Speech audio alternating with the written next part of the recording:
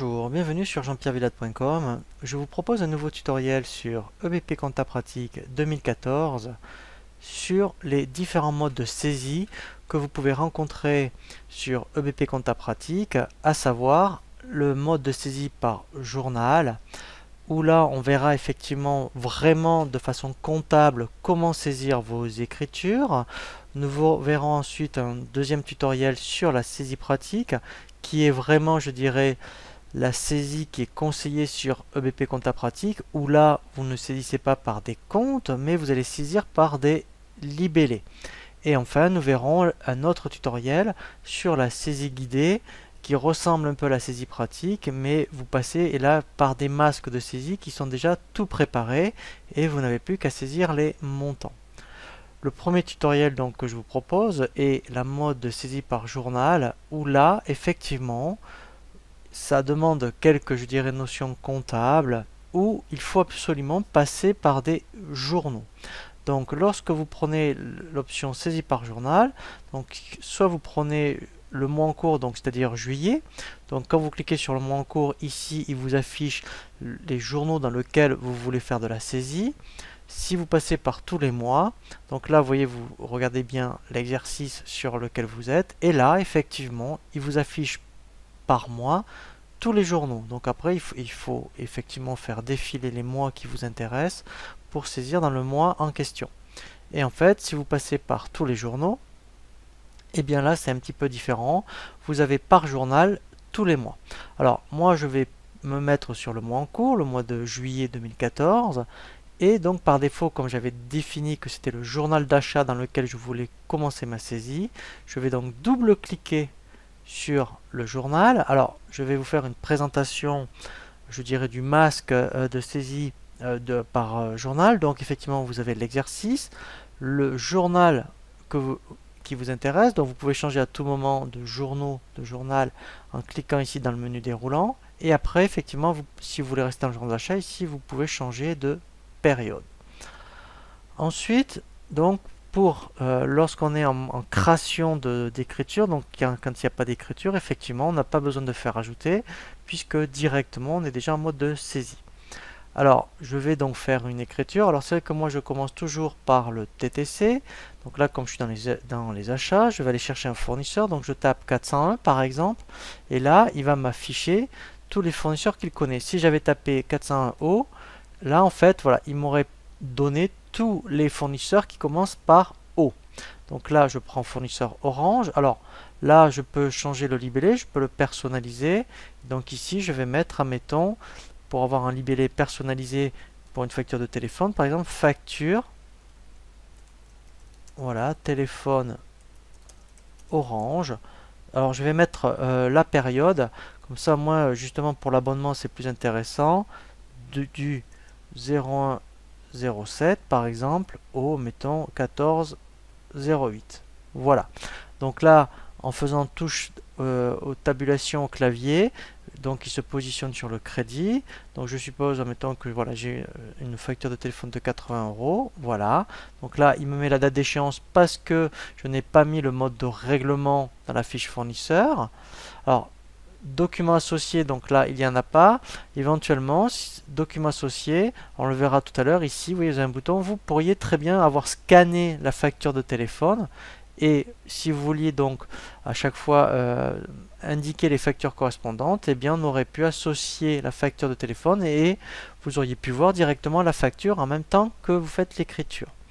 Ensuite ici, je vais, admettons, aller chercher ma TVA. Donc là je tape effectivement donc les premiers comptes de numéro de TVA. Donc je vais chercher ma TVA déductible, voilà.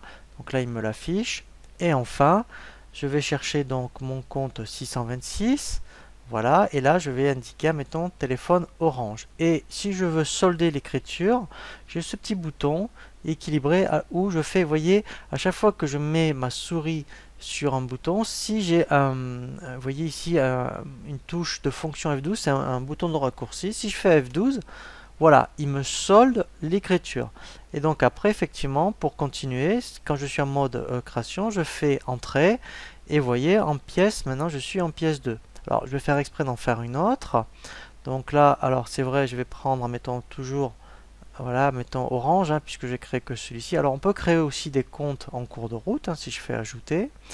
Voilà, donc là je vais mettre en même temps que c'est plutôt mon téléphone de portable. Voilà, je vais mettre 40 euros, je fais entrée. Je fais entrée, vous voyez, pour... Alors je peux utiliser la souris, mais aussi entrée pour naviguer, je dirais, directement sur les colonnes en question. Et voilà, il me calcule la TVA. Voilà, je fais 626. Et là, je veux dire que c'est mon portable et je peux faire F12. Voilà. Voilà, donc là, au niveau du mode de saisie, vous voyez donc, c'est vrai que là, ce mode de saisie demande un petit peu de connaissances comptables, puisqu'il faut appeler les numéros de compte, hein. Alors on verra un autre mode de saisie, la saisie pratique, où là, on verra la saisie que par libellé. Donc ici, admettons, si j'avais oublié, admettons, numéro de compte, eh bien j'aurais pu faire, mettons, le bouton insérer. Insérer, ça permet de rajouter, vous voyez, une ligne dans l'écriture. Après, j'ai le bouton supprimer. Donc je peux soit supprimer une écriture ou supprimer la ligne, comme ici. Voilà. Voilà, donc là, c'est les principaux, je dirais, boutons à ce niveau-là. Ensuite, ce qui est intéressant, effectivement, c'est consultation lettrage. Si je voulais consulter le compte sans sortir le compte fournisseur Orange, je fais consultation lettrage. Et là, directement, je peux consulter toutes les écritures de mon compte fournisseur Orange. Alors après, on verra un tutoriel vraiment destiné à cette fonctionnalité. Mais là, on peut déjà, avec ce bouton, consulter un compte. On peut donc aussi faire ce qu'on appelle du traitement sur les écritures. Alors, ici, vous avez plusieurs modes d'écriture. Vous voyez, ici, le statut est grisé. Ça veut dire que je suis en mode brouillard. Si j'avais voulu valider l'écriture, ben, ici, si je clique sur cette option, après, le point va devenir vert. Ça veut dire que l'écriture sera validée.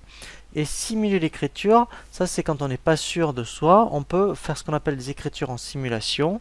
Et donc, en fait, le bouton aurait été orange. Ensuite, effectivement, on peut... Alors, effectivement, ça, c'est un tutoriel qu'on verra sur la régularisation d'écriture, mais là, déjà, pour vous présenter le bouton de fonction, on peut contrepasser l'écriture. Ça veut dire quoi? Ça veut dire que si je clique dessus, contrepasser une écriture, voilà, eh bien, en fait, on peut, dans le même journal, vous voyez, si je fais OK, faire une écriture à l'envers, donc ça veut dire, comptablement, on appelle ça contrepasser. Alors, on le fait dans quel cas? Effectivement, si, admettons, il y a eu un avoir, par exemple, eh bien... Voilà, là ça permet de contrepasser l'écriture. Si donc je me mets sur cette écriture et maintenant que je fais réimputer l'écriture, donc là réimputer l'écriture, en fait, vous voyez, ça veut dire soit, mettons, je peux la mettre dans un autre journal, ou alors dans un autre journal, mettons d'OD par exemple, ou mettons mettre dans une autre période. Voilà, donc réimputer une écriture, ce n'est pas la passer à l'envers, mais c'est entre guillemets la déplacer, soit dans un autre journal, soit dans une autre période.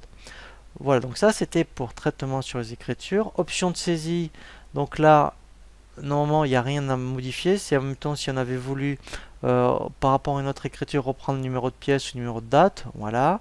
Et saisie guidée, donc ça on le verra justement quand on verra le tutoriel sur les guides de saisie.